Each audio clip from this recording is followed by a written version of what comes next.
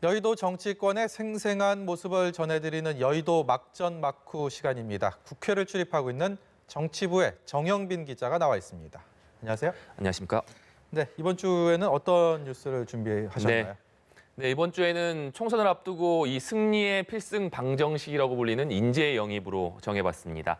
이 내년 총선이 5개월 앞으로 다가온 가운데 이 각 당의 인재 영입을 위한 경쟁이 치열해졌습니다. 그러니까 국민들에게 선보일 새로운 인물들을 선보이기 위한 각 당의 노력이 시작됐다, 이렇게 얘기를 할 수 있는데요. 네. 특히나 최근에 이 한국당 황교안 대표가 이 박찬주 전 육군 대장을 하려다가 이 논란이 있지 않았습니까? 네. 이것을 계기로 해서 이 각 당의 인재 영입이 더 관심을 받고 있는 모양새입니다. 일단 인재 영입을 하게 되면 바로 공천으로 이어지게 될 수도 있고, 아니면 선거 과정에서 당의 분위기를 좀 바꾸는 그런 이미지를 개선하려는 그런 효과를 거둘 수도 있을 텐데, 어쨌든 간에 새로운 인재, 새로운 물이 들어온다는 거는 새로운 인물들이 다음 총선에 또 이렇게 주요 포스트에 이렇게 기용될 가능성, 그러니까 결국은 현역 의원들이 많이 바뀔 수 있다, 이런 가능성이 충분히 제기가 되죠. 네, 말씀하신 것처럼 이 새로운 인재가 영입이 된다는 것은 그만큼 현재 있는 현역 의원들이 물갈이될 가능성이 높아진다, 이렇게 볼 수 있습니다. 이 물갈이라는 말을 제가 국어사전에서 한번 찾아봤습니다. 그랬더니 이 수족관이나 수영장에 이 물을 가는 행위를 물갈이라고 하는데, 여기에 추가적으로 이런 뜻도 명기가 돼 있습니다. 이 기관이나 조직체의 구성원을 비교적 큰 규모로 바꾼다는 뜻을 비유적으로 이르는 말, 이렇게 규정이 돼 있습니다. 그만큼 이 정치권, 특히 총선을 앞두고 물갈이란 용어가 자주 사용되기 때문에 이 국어사전에도 명기될 정도로 물갈이라는 말이 쓰이고 있다, 이렇게 볼 수 있을 것 같습니다.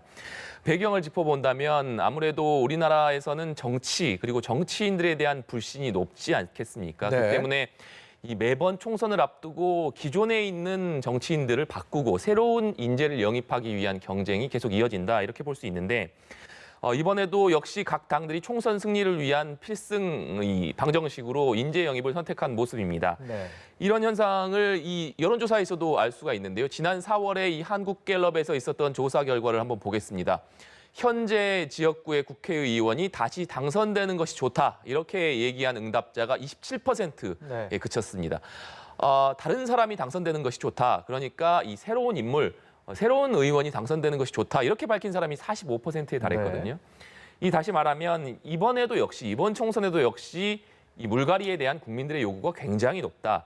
결국 이번 총선에서도 앞서 말씀드린 대로 이 각 당이 새로운 인재를 누가 영입하느냐, 이를 통해서 어떻게 현역 의원 물갈이를 이뤄내느냐, 이것이 중요한 총선의 하나의 승리의 이 배경이 될 수 있다, 이렇게 볼 수 있을 것 같습니다. 일각에서는 왜 사람을 물갈이를 하는 표현을 쓰느냐라고 좀 그걸 비판 섞인 목소리를 내기도 하던데, 국어사전에서 이렇게 명기가 돼 있으면 써도 된다는 그런 얘기네요. 실제 매년 근데 그 매번 총선 때마다 보면 초선 의원들의 비율들이 일정하게 어느 정도 형성이 돼 있다, 그런 그런 분석들이 많이 나오는데 실제로 그렇습니까? 네, 이 역대 총선 결과를 살펴봤더니요, 평균적으로 30%에서 40% 정도 이 초선이 새롭게 원내에 진입하는 것을 확인할 수 있었습니다. 이 30%에서 40%의 초선이 들어온다는 것은 다시 말하면 그만큼 그 비율만큼의 현역 의원들이 바뀌고 물러나고 새로운 초선 의원들이 들어온다, 이렇게 볼 수 있을 것 같은데요.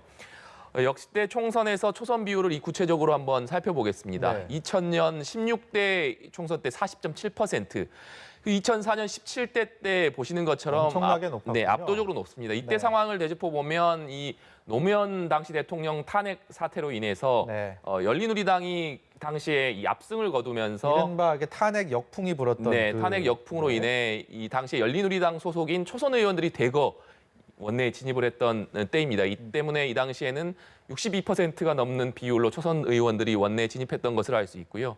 18대 때도 44.4%, 44.8%, 그리고 2012년 19대 때도 절반에 가까운 49.3%의 초선 의원들이 들어오는 것을 확인할 수가 있습니다. 40% 이상은 항상 유지를 해왔네요. 특히나 2000년대 들어서는 40% 이상, 평균적으로 최소한 40% 이상의 초선 의원들이 들어왔다. 다시 말하면 40% 이상의 현역 의원들이 물갈이됐다, 이렇게 볼 수 있을 것 같습니다. 이런 추세가 이번 총선에도 만약에 이어진다면 역시 이번에도 40%에 달하는 초선 의원들이 새로 원내에 진입할 것이라는 점을 좀 예상해 볼 수 있을 것 같습니다. 네, 저희가 이게 과거 총선 얘기를 좀 해봤는데 좀 더 구체적으로 좀 살펴보겠습니다. 먼저 김영삼 전 대통령도 인재 영입을 성공적으로 했다라는 평가들을 많이 받고 있죠. 네, 김영삼 전 대통령 뭐 정치 구단이라고 불릴 정도로 과거 우리 정치에 를 좌지우지했던 뭐 분이라고 할 수 있는데 이런 유력 정치인들도 정치적인 위기에 몰렸을 때는 인재 영입을 하나의 이 타겟책으로 사용한 것을 확인할 수가 있습니다. 네. 이 새로운 인물들을 적극적으로 정치권에 영입한 다음에 이것을 국민들에게 알려서 이렇게 변화했다, 이렇게 쇄신했다 이런 것을 국민들에게 각인시키면서 총선 승리를 이끈 것을 확인할 수가 있는데요. 네. 이 특히 김영삼 전 대통령 같은 경우에는 15대 총선 공천이 역대 총선 공천에서 가장 성공한 사례 중에 하나로 꼽히고 있습니다. 네, 바로 그 총선이 신인들이 대거 공천을 받으면서 선거 판도 자체를 완전히 바꾸는 그런 결과가 나왔다면서요. 네, 그 말씀을 드리기 전에 당시 상황을 한번 짚어볼 필요가 있는데요. 이 당시 총선을 앞둔 집권 여당이었던 신한국당의 분위기가 매우 무거웠습니다. 이 당시에 김영삼 대통령 임기가 절반을 지나서 4년 차에 접어들고 있었고 네. 또 경제 지표도 그다지 좋지 못한 상황이었습니다. 또 정치적으로는 김종필 전 총리가 당시 신한국당을 떠나면서 자민련을 또 창당을 했고요. 네. 김대중 전 대통령 같은 경우에는 이 정계를 떠나 있다가 정계 복귀를 선언하면서 수도권 전체가 이 새로운 정치적인 변화로 좀 들썩거리는 상황이었습니다. 이런 분위기 속에서 총선 전해에 지방선거가 치러졌는데 이때는 신한국당이 참패를 했습니다. 이 때문에 이 총선마저 참패할 수도 있다. 이런 분위기가 당시 집권 여당이었던 신한국당에 깔려 있었던 것을 확인할 수가 있습니다. 그런 어려운 형국에서 그런 무거운 분위기를 뚫고 나오는데 가장 큰 역할을 한 게 결국은 신인들에 대한 영입이라 뭐 이런 말씀인데 그 신인 영입 가장 눈에 띄는 대목이 어떤 겁니까? 네. 당시에 1호 영입 인사가 진보정당이었던 민중당 출신, 지금도 여러분 시청자 여러분께서도 잘 아는 김문수 전 경기지사 그리고 이재호 전 의원 등이 당시 김영삼 전 대통령이 꼽은 1호 영입 인사로 이 신한국당에 입당을 했습니다. 아, 민중당 출신이요? 네, 예. 그렇습니다. 이 당시에 신한국당이라고 하면 집권 여당이기도 하고 보수 거대 여당, 보수 거대 정당이었는데 1호 영입 인사로 진보 정당이라고 할 수 있는 이 민중당 출신 2명의 인사를 영입한 것이 당시로서는 아주 파격적인 인사 영입이었다. 이렇게 평가가 되고 있습니다. 이 보수층 일각에서는 당연히 진보정당 출신 재하 인사들을 영입한 것에 대한 우려의 목소리가 나왔는데 결과적으로는 이 영입이 외연을 확장시키고 또 이미지를 쇄신시키는 그런 효과를 얻은 것으로 현재까지 평가를 받고 있습니다. 또 이 민중당 출신 인사뿐만 아니라 김영삼 전 대통령이 당시에 여러 인사들을 새로 영입을 했는데요. 이 재임 초기에 본인과 갈등을 빚었던 이회창 총리를 다시 영입하면서 간판으로 내세웠고요. 총선 때 간판으로 내세웠고 또 모래시계 검사로 알려졌던 홍준표 전 대표, 또 앵커 출신으로 인지도가 높았던 맹형규 의원, 네. 또 한글과 컴퓨터를 창업했던 벤처기업가 이찬진 씨 등도 이때 영입이 됐습니다.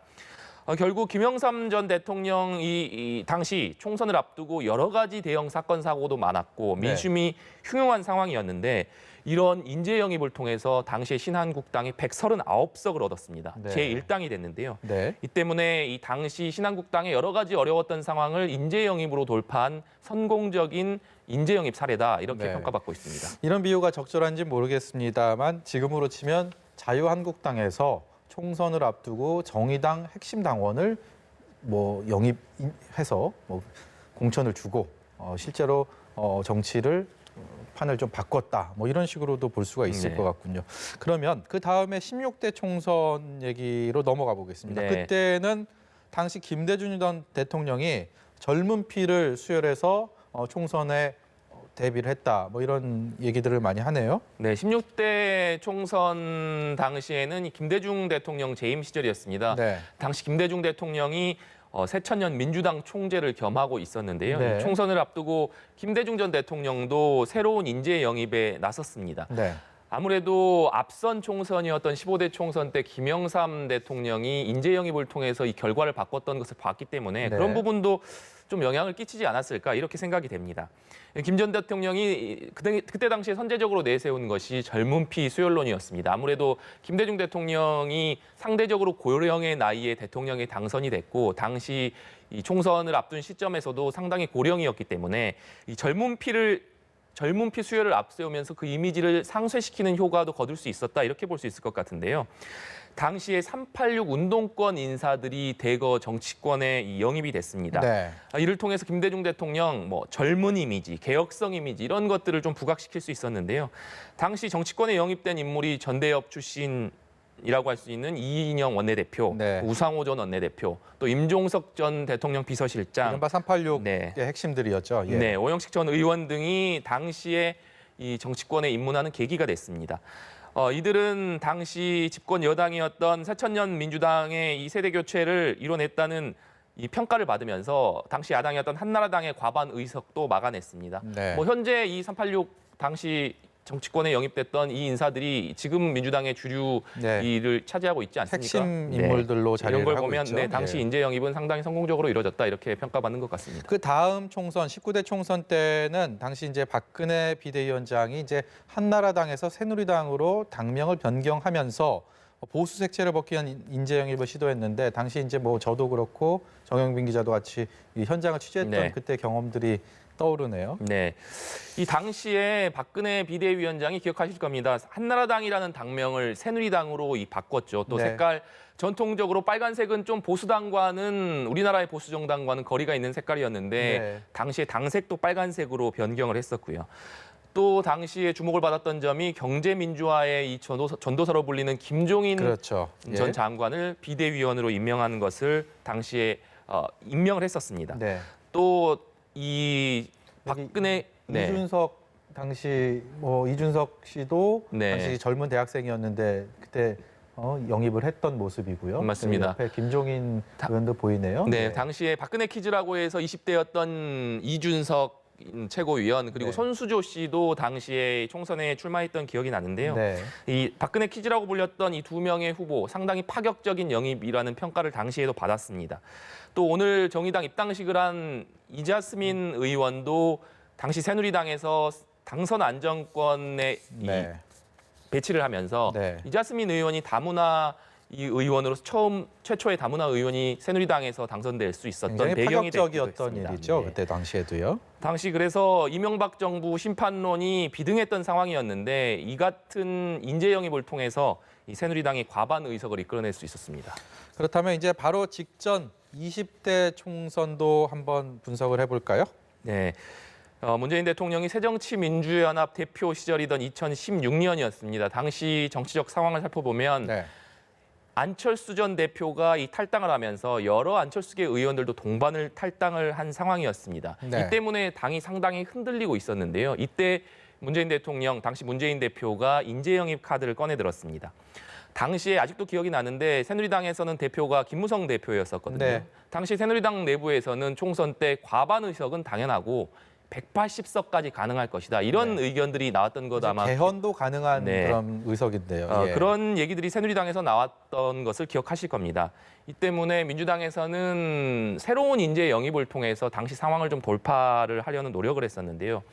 이번에 총선 불출마를 선언하긴 했습니다만 당시 문재인 대통령이 영입 1호로 선정했던 사람이 표창원 경찰대 교수입니다. 네. 또 당시에 같이 인재 영입으로 들어왔던 인물들이 게임업계에 성공한 CEO로 평가받는 김병관 의원, 또 유명 어학원을 운영하는 박정 의원, JTBC 썰전 등을 통해서 인기를 얻은 이철희 의원 등이 당시 비문계 인사들이었는데 비문계 인사들로 대거 당시에 충원이 된 것을 알 수 있습니다. 여기다가 앞서 19대 총선 때 새누리당에서 비대위원을 했던 김종인 전 대표, 네. 아예 선대위원장을 맡기면서 경제민주화를 문재인 당시 대표도 전면에 내세웠습니다. 네. 또 박근혜 정부 비서관이었던 조응천 의원도 당시에 민주당에 영입이 되면서 네. 이 민주당에서 조응천 의원이 의원으로 당선된 것도 볼 수 있었습니다. 네. 당시 이 문재인 대표의 김종인 의원을 영입하면서 했던 발언을 한번 들어보시겠습니다. 김종인 박사님을 우리 당 선대위원장으로 모시려고 합니다. 경제민주화를 실현하기 위해 김동인 박사님의 지혜와 경륜이 꼭 필요하다고 생각하기 때문입니다. 네, 결국 이런 인재 영입을 통해서 앞서 말씀드린 대로 새누리당이 180석까지 할 것이다 이런 전망이 우세했습니다만 실제 총선을 치러봤더니 민주당이 한 석 차이로 오히려 원내 제1당에 올라가는 그런 결과물을 얻기도 했습니다. 네, 압승을 기대하고 또 자신했던 당시의 새누리당 입장에서는 굉장한 충격이 아닐까 싶은데 결국은 원내 일당을 말씀하신 것처럼 그 지위도 놓치게 됐군요. 네, 그렇습니다. 이 당시에 새누리당이 왜 그렇다면 이 원내 일당을 놓치게 됐느냐? 지금까지 가장 큰 이유로 분석되는 것이 바로 당시에 있었던 공천 파동입니다. 네. 당시에 비박계인 김무성 대표가 당시 대표였는데 네. 이 공천을 관리하는 공천관리위원장이 친박계인 이한구 위원장이었습니다. 네. 이때 당시 이한구 위원장이 이 친박계를 중심으로 하면서 유승민 의원 등 비박계를 공천에서 제외했던 사실 기억하실 겁니다. 당시에 이 때문에 이 같은 결정에 김무성 대표가 반발을 해서 이 공천장에 직인 날인하는 걸 거부하고 부산 지역구로 내려갔던 그 장면 기억하실 겁니다. 예. 지금 그게 이른바 옥새 파동으로 불리기도 했었는데요. 네. 당시 이 김무성 대표의 발언도 한번 들어보시겠습니다.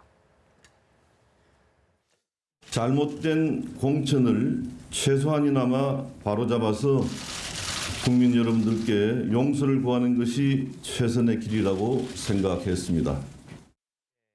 결국 김 전 대표가 일부 지역에 무공천하는 그런 결정을 내리기도 했습니다만 이 새누리당의 분열상 앞에서 결국 제1당을 민주당에 내주는 새누리당으로서는 그런 선거 결과를 받을 수밖에 없었습니다. 네, 그러면 이제 21대 총선을 앞두고 각 당이 역시 새로운 인재를 영입하기 위한 노력들을 하고 있는데 일단 거기에 대한 첫 번째 시도는 자유한국당에서 했습니다. 그런데 황교안 대표가 인재 영입을 하는 과정에서 좀 잡음이 좀 많이 있었죠. 네. 일단 먼저 말씀을 드리자면 민주당, 한국당 모두 인재 영입에 지금 이 분주한 모습을 보이고 있습니다. 민주당 같은 경우에는 이해찬 대표가 직접 인재 영입 위원장을 맡아서 네. 이 특히나 외교 안보 분야, 경제 분야, 또 소수 계층을 반영한 그런 인재를 영입하겠다 이런 네. 방침을 밝힌 상황이고요. 한국당 같은 경우에도 인재 영입을 통해서 뭐 대한정당으로서 면모를 부각한다 이런 방침입니다. 네. 근데 말씀하신 것처럼 황 대표가 가장 공을 들였던 1호 영입 인사 박찬주 전 육군 대장이 여러 논란으로 인해서 사실상 한국당 영입에 철회가 되면서 네. 이 스텝이 약간 꼬인 모습이긴 네. 한데요. 현재는 이 황교안 대표가 이 때문에 2차 인재 영입을 앞두고 상당히 신중한 검토를 하고 있다 이런 상황입니다. 네. 총선 공천하는 과정에 참 여러 가지 잡음들이 있을 수밖에 없는데 가장 총선 기획단 얘기를 좀 해보면 중요한 역할을 하지 않습니까? 박맹우 사무총장도 좀 최근에 어떤 언론과 인터뷰에서 좀 의미 있는 현역 교체 비율에 대한 얘기를 좀 했는데 이 부분도 좀 소개를 해주시죠. 네.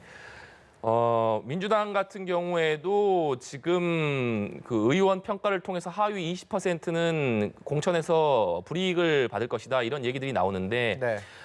이 때문에 총선 불출마자까지 합친다면 민주당에서 실제 현역 교체 비율이 최대 4분의 1까지 될 것이다. 이런 얘기들이 나오고 있습니다. 네. 이런 상황 속에서 한국당 박맹우 사무총장이 인터뷰를 했는데요. 네. 이 내용을 보면 민주당이 현역 교체 비율을 최대 4분의 1까지 한다고 하는데 야당은 이거보다 더해야 국민의 공감대를 얻지 않겠느냐 이렇게 얘기를 했습니다. 한국당 의석수가 현재 109석이거든요. 네. 여기서 4분의 1 이상 물갈이 한다면 최소 30명이 교체된다. 그러니까 한국당으로서는 현역 의원이 30명을 교체하겠다. 뭐 이런 방침을 밝힌 것으로 볼 수 있는데 실제로 이 공천이 어떻게 이루어질지는 좀 지켜봐야 될 대목인 것 네. 같습니다. 얼마나 참신하고 능력 있는 새 얼굴들이 여의도 정치권에 등장할지 앞으로도 계속 지켜보겠습니다. 지금까지 정영빈 기자의 여의도 막전 마크였습니다. 고맙습니다. 감사합니다.